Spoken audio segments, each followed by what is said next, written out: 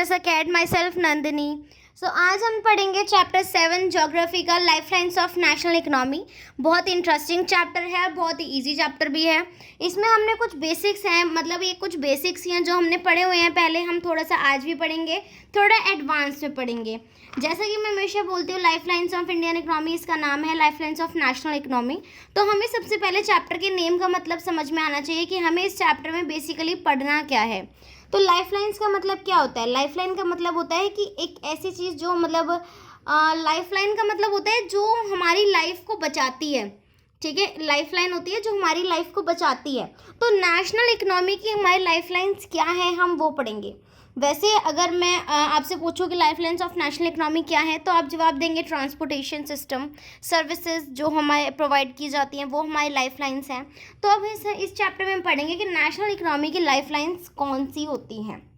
अब देखो, हमें डिफरेंट मटेरियल और सर्विसेज की ज़रूरत पड़ती है अपनी डेली लाइफ में। जब हम डे टू डे लाइफ में सरवाइव करते हैं, हम जीते हैं, लाइफ जीते हैं, तो उसमें क्या है, हमें गुड्स एंड सर्विसेज की ज़रूरत पड़ती है।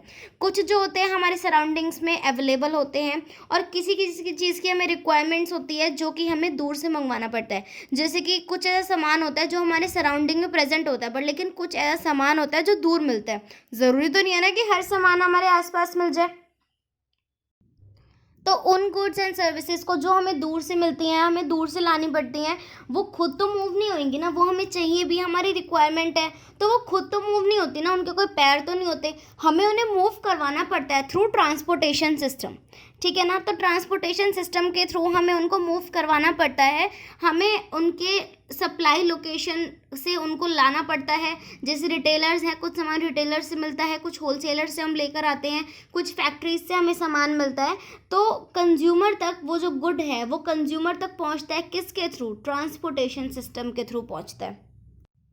तो इस चक्कर में जो हमारा डेवलपमेंट है इकोनॉमी का, जो हमारा कंट्री का डेवलपमेंट है, वो डिपेंड करता है production of goods and services पे, और उसके साथ साथ कि वो मूव कैसे हो रहा है, मूवमेंट ओवर स्पेसेस में भी डिपेंड करता है कि क्या वो मूव हो पा रहा है, क्या वो एक जगह से दूसरी जगह पहुंच पा रहा है, कंज्यूमर तक पहुंच पा रहा है, ये भी डिपेंड करता है। तो हमारा एफिशिएंट मीन्स ऑफ ट्रांसपोर्ट जो है वो बहुत ही रिक्वायर्ड है और बहुत ही इम्पॉर्टेंट है फास्ट डेवलपमेंट के लिए। अगर हम कोई सामान बना रहे हैं, वो ट्रांसपोर्ट ही नहीं हो पा रहा, तो उसका क्या फ़ायदा है ना। और अगर कोई सामान हम बना नहीं रहे तो फिर ट्रांसपोर्टेशन का भी कोई फ़ायदा नहीं। तो डेवलपमेंट, फास्ट डेवलपमेंट के लिए कंट्री के, हमें वो production of goods and services भी चाहिए और movement of goods and services भी चाहिए टू द कंज्यूमर।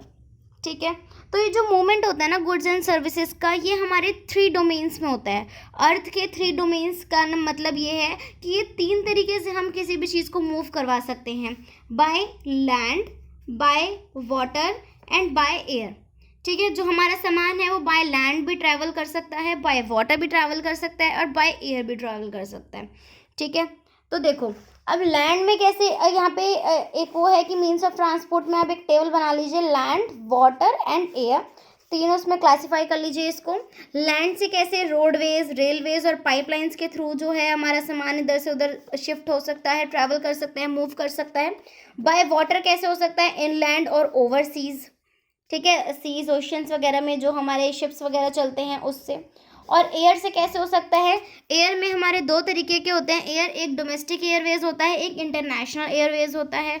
तो डोमेस्टिक एयरवे वो होता है जो हमारी कंट्री की बाउंड्री के अंडर ट्रैवल करता है, और इंटरनेशनल होता है जो कंट्री की बाउंड्रीज को क्रॉस करके जाता है। तो हम बाय एयर, जैसे एरोप्लेन्स वगैरह होते हैं, हेलीकॉप्टर्स, एरोप्लेन से हम भिजवाते हैं सामान, तो बाय एयर उसको बोलते हैं।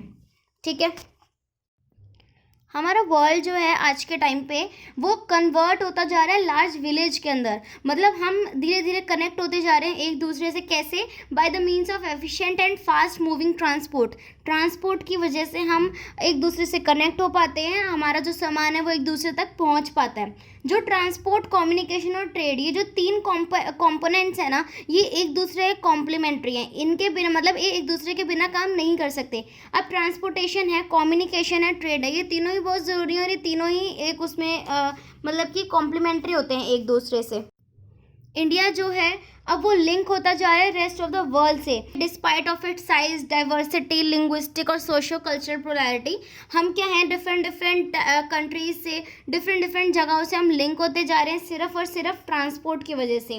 Railways, Airways, waterways, newspaper, radio, television, ये सब क्या है, इन्होंने बहुत बड़ा कॉन्ट्रीब्यूशन दिया है किसके टूवर्ड्स सोशो इकोनॉमिक प्रोग्रेस में। ठीक है, जैसे जैसे ये radio, television, newspaper, cinema, internet ये सब आ गए हैं, हमें पूरी दुनिया की खबर एक की जगह पे मिल सकती है। ठीक है, तो इस तरीके से जो ट्रांसपोर्टेशन सिस्टम है, जो कम्युनिकेशन सिस्टम है, ये हमारी लाइफ लाइन्स है नेशनल इकोनॉमी की। तो हम इस चैप्टर में यही पढ़ने वाले हैं कि कैसे मॉडर्न मीन्स ऑफ ट्रांसपोर्ट और कम्युनिकेशन जो है, मॉडर्न मीन्स ऑफ ट्रांसपोर्ट और कम्युनिकेशन जो है वो लाइफ लाइन है हमारे नेशन की, और उसके मॉडर्न इकोनॉमी की वो जो लाइफ लाइन है वो कैसे है, हम यही पढ़ेंगे। ठीक है, तो सबसे पहले हम पढ़ते हैं ट्रांसपोर्ट। ट्रांसपोर्ट के बारे में पढ़ते हैं, कम्युनिकेशन हम बाद में पढ़ेंगे। सबसे पहले हम ट्रांसपोर्ट पढ़ रहे हैं, और ट्रांसपोर्ट में सबसे पहला पॉइंट है हमारा रोडवेज। रोडवेज का मतलब क्या होता है कि कोई भी सामान ट्रैवल करना या फिर कोई भी चीज़ को ट्रैवल करवाना, किसी भी चीज़ को अपने सप्लाई या फिर अपनी फैक्ट्री से कंज्यूमर प्लेस तक पहुंचाना, वो बाय रोडवेज जब हम करते हैं तो उसको हम रोडवेज बोलते हैं। मतलब कि ट्रक्स में, टेम्पोज में, ठीक है, जैसे मैंने बताया रेलवेज के थ्रू, तो ये होता है रोडवेज। जो इंडिया है, तो हम स्टार्ट करते हैं बाय पॉइंट्स, बना लेना आप इसके। तो अभी मैं स्टार्ट कराती हूँ। पहला पॉइंट आप ये लिख लीजिएगा कि इंडिया जो है सबसे one of the largest road network है वर्ल्ड का सबसे ज़्यादा लार्जेस्ट रोड नेटवर्क जो है वो इंडिया के पास है। ठीक है, जो इम्पोर्टेंस जो है, मतलब इतना ज़्यादा जो हाई इसका लार्जेस्ट रोड नेटवर्क जो हमारा इंडिया का है वो क्यों है, इसकी बहुत इम्पोर्टेंस है रोड ट्रांसपोर्ट की। कैसे, अब क्या है कि जो कंस्ट्रक्शन कॉस्ट होती है ना रोड की, वो रेलवे लाइन से बहुत कम होती है। कि रेलवे लाइंस जब हम बनाते हैं, बिछाते हैं जब हम रेलवे लाइंस, तो उसमें खर्चा बहुत ज़्यादा आता है और रोडवेज में खर्चा कम आता है। अब जो रोड्स हैं, पहला पॉइंट तो ये होगा कि रोड की क्या क्या, मतलब रोडवेज की क्या क्या खासियत है, हम ये देख रहे हैं। तो कंस्ट्रक्शन कॉस्ट बहुत कम होती है उसकी। सेकंड पॉइंट है कि जो रोड है वो कहीं भी ट्रैवर्स कर सकती हैं, हम कहीं भी रोड को मोड़ सकते हैं और कहीं से भी हम रास्ता निकाल सकते हैं। बहुत ईजी हो जाता है हमारे लिए कि हम कहीं से भी रास्ता काट सकते हैं, कहीं से भी रास्ता घुमा सकते हैं। थर्ड ये है कि जो रोड्स हैं, वो जो हमारे स्लोप्स हैं, माउंटेन्स, हिमालयस वगैरह हैं, हम वहाँ पे भी रोड्स को बिल्ड कर सकते हैं। हमें कोई वहाँ पे दिक्कत नहीं आती है, हम वहाँ पे भी रोड्स को बिल्ड कर सकते हैं, स्मूथ रोड बिल्ड कर सकते हैं। ठीक है, फोर्थ पॉइंट आपका है कि जो रोड ट्रांसपोर्ट होता है वो इकोनॉमिकल होता है ट्रांसपोर्टेशन है। मतलब कि जो शॉर्ट डिस्टेंस में भी हम ट्रैवल कर सकते हैं सामान को लेके, बाय रोडवेज हम शॉर्ट डिस्टेंस भी ट्रैवल कर सकते हैं और हर एक इंसान अफोर्ड कर सकता है रोडवेज को। ठीक है, उसके बाद आपका है ये क्या होता है, हमें door to door service provide करता है, जिससे कि जो हमारी कॉस्ट ऑफ लोडिंग और अनलोडिंग होती है वो कम हो जाती है।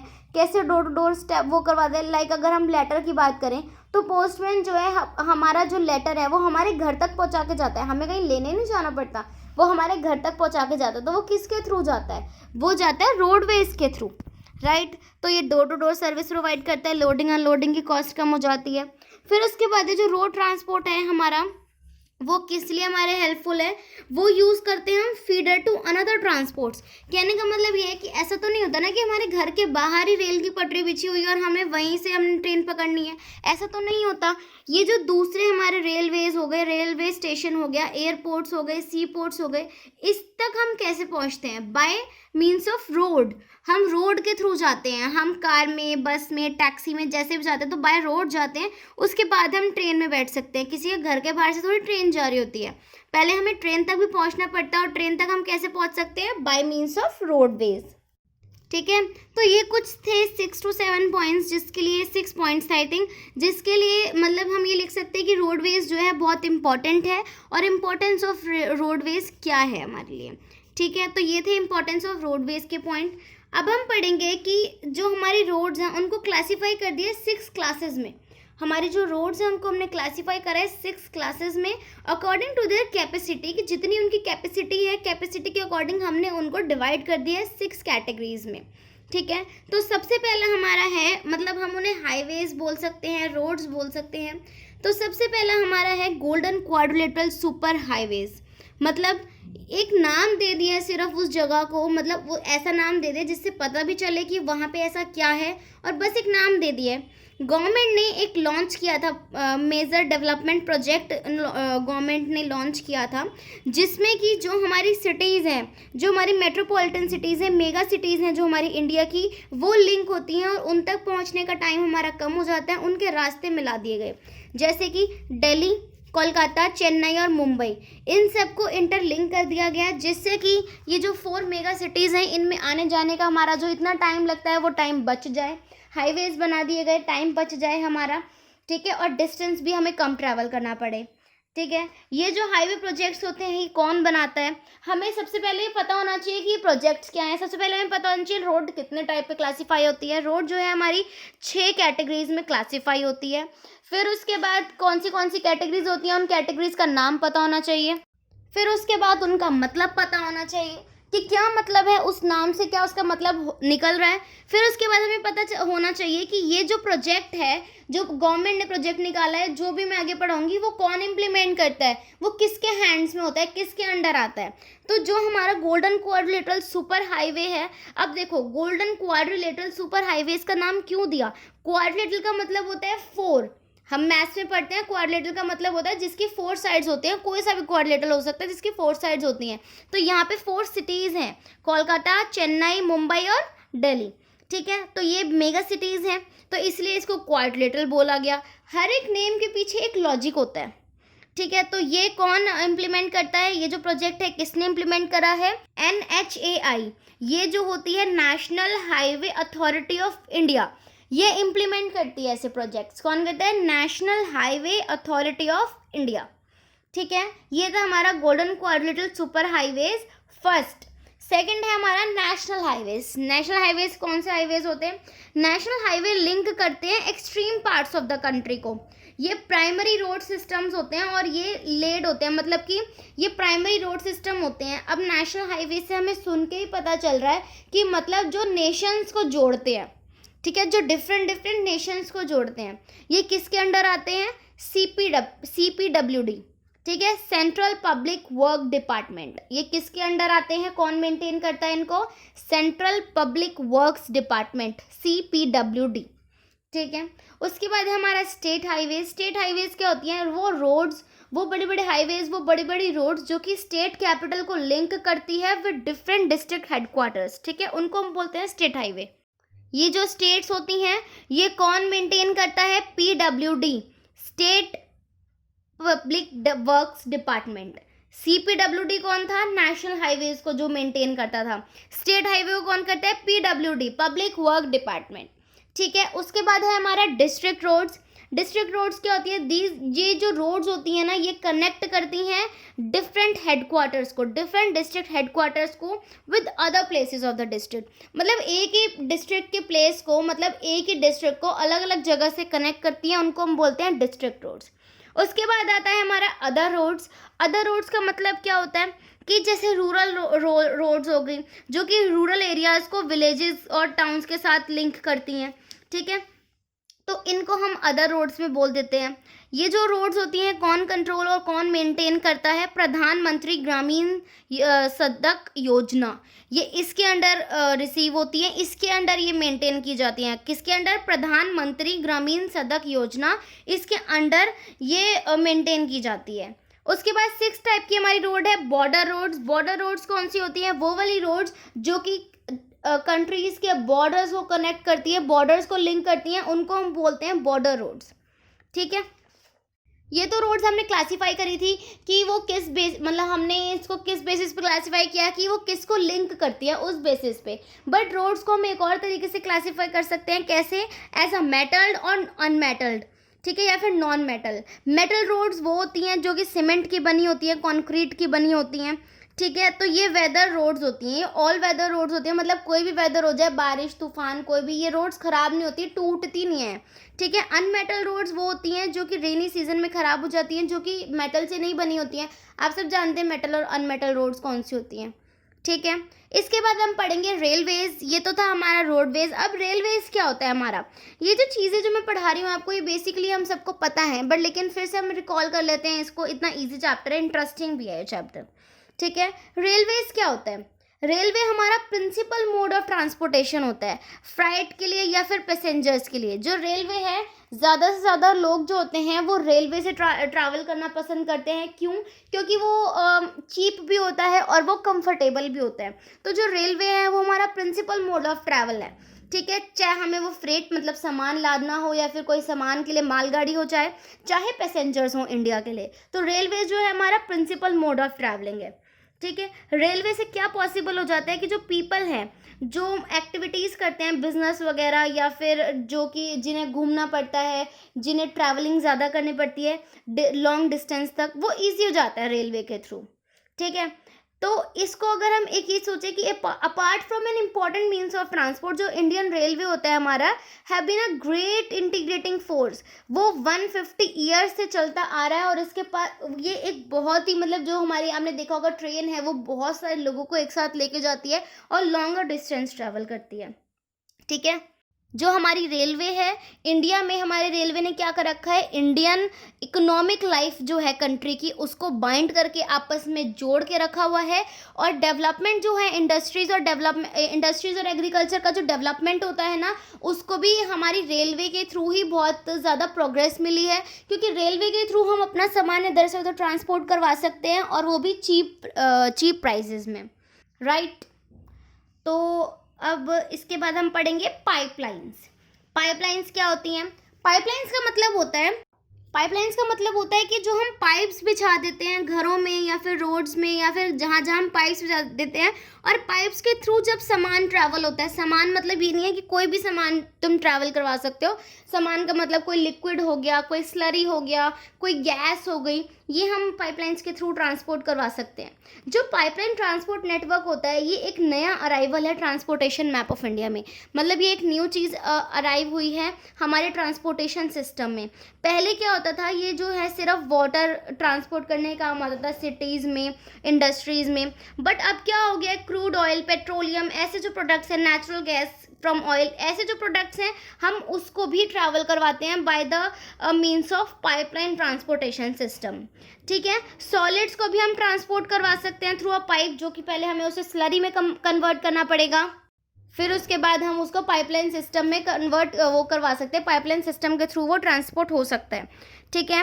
अब क्या है, जो इनिशियल कॉस्ट होती है ना पाइपलाइंस की, वो ज़्यादा होती है, और जो रनिंग कॉस्ट होती है वो मिनिमम होती है। जैसे आपने देखा होगा कि जो पाइपलाइंस के थ्रू हमारे पास जैसे गैस आती है, कुछ होता है, तो अगर हमारे पास गैस पाइपलाइन के थ्रू आ रही है तो उसका पहला जो बिल होता है वो ज़्यादा होता है, क्योंकि उसको ले डाउन करने की, जो पाइपलाइन ले डाउन करने की जो कॉस्ट होती है वो ज़्यादा होती है। उसके बाद उसको मेंटेन करने की कॉस्ट थोड़ी कम होती है, मतलब कम ये नहीं है, बट लेकिन जितनी हमने उसको बिछाने में लगाई है उससे कम होती है, ठीक है।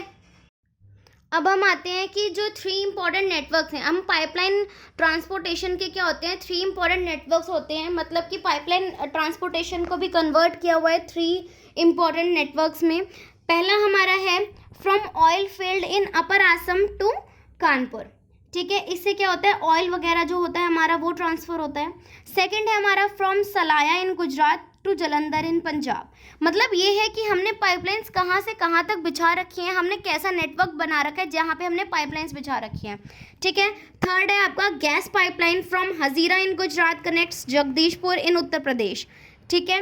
तो थर्ड है आपका कि जो गैस पाइपलाइन है हमने हजीरा इन गुजरात से हमने कनेक्ट करी हुई है जगदीशपुर इन उत्तर प्रदेश में, ठीक है। तो ये था आपका पाइपलाइन सिस्टम, जो पाइपलाइन हमने नेटवर्क पाइपलाइन का बिछा रखा है पूरी कंट्री में। अब उसके बाद हम पढ़ेंगे वाटरवेज। वाटरवेज क्या होता है? वाटरवेज का मतलब है कि कोई भी सामान ट्रांसपोर्ट करवाना, कोई भी हम चीज़ को ट्रांसपोर्ट करवाते हैं बाय वाटर, उसको हम बोलते हैं waterways. Transportation of any material, any good and services through water, तो उसको हम बोलते हैं वाटरवेज, ठीक है। तो देखो, वाटरवेज जो होता है सबसे cheapest means of transportation system होता है, ठीक है। ये बहुत सूटेबल होता है कि हम हैवी और बल्कि गुड्स को कैरी कर सकते हैं, और ये फ्यूल एफिशिएंट और environment friendly mode of transport होता है। इसमें ज़्यादा कोई इन्वायरमेंट जो होता है गंदा नहीं होता, पानी बहुत गंदा नहीं होता, कोई पोल्यूशन नहीं होता ज़्यादा। सबसे पहला तो ये चीपेस्ट है, सेकेंड ये बहुत सूटेबल है, हम कैरी कर सकते हैं हैवी और बल्कि गुड्स, और थर्ड है कि ये फ्यूल एफिशिएंट है और इन्वायरमेंट फ्रेंडली है। इंडिया के जो इनलैंड वाटरवेज हैं वो 14,500 किलोमीटर की लेंथ में है, ठीक है। जो इंडिया की इनलैंड नेविगेशन वाटरवेज हैं वो 14,500 किलोमीटर हैं लेंथ में, ठीक है। फिर उसके बाद है कि जो हमारा इंडिया का ट्रेड है फॉरेन कंट्रीज़ में, वो हमारा 95% जो होता है कंट्री का टोटल वॉल्यूम जो होता है ट्रेड का, वो बाय सी मूव करता है, ठीक है। और इंडिया का जो ट्रेड है फॉरेन कंट्रीज़ के साथ वो पोर्ट्स से ही होता है, जो कि कोस्ट के आसपास होते हैं, पोर्ट से ही करते हैं। और 95% जो होता है कंट्री का ट्रेड वॉल्यूम जो है वो हम सी से, मतलब हम पोर्ट से करते हैं, ठीक है। अब हम आएंगे कि मेजर सी पोर्ट्स कौन से हैं, कंट्री के कौन से मेजर सी पोर्ट्स हैं। अब ये देखो, एक लॉन्ग कोस्ट लाइन है 7516.6 किलोमीटर इंडिया में, ठीक है। इंडिया जो है 12 मेजर और 200 नोटिफाइड नॉन मेजर पोर्ट्स है इंडिया के पास। क्या मैंने आपको वो बताया नंबर, इंडिया के पास 12 मेजर और 200 नोटिफाइड नॉन मेजर का मतलब माइनर और इंटरमीडिएट आप कह सकते हो पोर्ट्स हैं। और ये जो मेजर पोर्ट्स हैं ये हैंडल करते हैं 95%, जो मैंने अभी आपको ऊपर बताया था, जो इंडिया का फॉरेन ट्रेड होता है ये 95% हैंडल करते हैं, ठीक है। एक कांडला एक जगह है कच्छ में, वो सबसे फर्स्ट पोर्ट डेवलप है, मतलब सबसे पहला पोर्ट है जो डेवलप किया गया था इंडिपेंडेंस के बाद, ताकि वॉल्यूम ऑफ ट्रेड जो है मुंबई पोर्ट से ईजी हो पाए, ठीक है। ये क्या है, ये इसमें क्या हुआ था, कराची पोर्ट में लॉस हुआ था पाकिस्तान में आफ्टर द पार्टीशन। तो कांडला को हम क्या कहते हैं, दीनदयाल पोर्ट भी कहते हैं। ये एक टाइडल पोर्ट है, ठीक है। It caters to the convenient handling, मतलब कि एक्सपोर्ट इम्पोर्ट की जो हाईली प्रोडक्टिव ग्रेनरी या इंडस्ट्रीज बेल्ट स्ट्रेचिंग वगैरह होता है, जो इंडस्ट्रीज बेल्ट हैं, जो प्रोडक्टिव ग्रेनरी वगैरह है, इसकी एक्सपोर्ट और इम्पोर्ट में ये बहुत हेल्प करता है, और इसकी वजह से ये कन्वीनियंट हो जाती हैं, ठीक है। और इसीलिए जो मुंबई है वो बिगेस्ट पोर्ट है जहाँ पे स्पेशियस नेचुरल और वेल शेल्टर्ड हार्बर्स हैं, मतलब बहुत बड़ा पोर्ट है और बहुत ज़्यादा बड़ी स्पेस उसने कवर की हुई है। जो आपका जवाहरलाल नेहरू पोर्ट है वो इसी व्यू में प्लान किया गया था, इसी तरीके से प्लान किया गया था कि जो मुंबई पोर्ट है आपका वो एक हब बन जाए, हब पोर्ट बन जाए, ठीक है। तो ये था आपका यहाँ पे ये मेजर सी पोर्ट्स। इनके बारे में और भी हैं कि हमारे और कौन से सी पोर्ट्स, जैसे चेन्नई है, चेन्नई एक ओल्डेस्ट आर्टिफिशियल पोर्ट है कंट्री का। विशाखापट्टनम है वो डीपेस्ट लैंडलॉक्ड और वेल प्रोटेक्टेड पोर्ट है। ये आपका था यहाँ पे वाटरवेज, यहाँ पे ख़त्म होता है मेजर सी पोर्ट्स, एयरवेज वगैरह।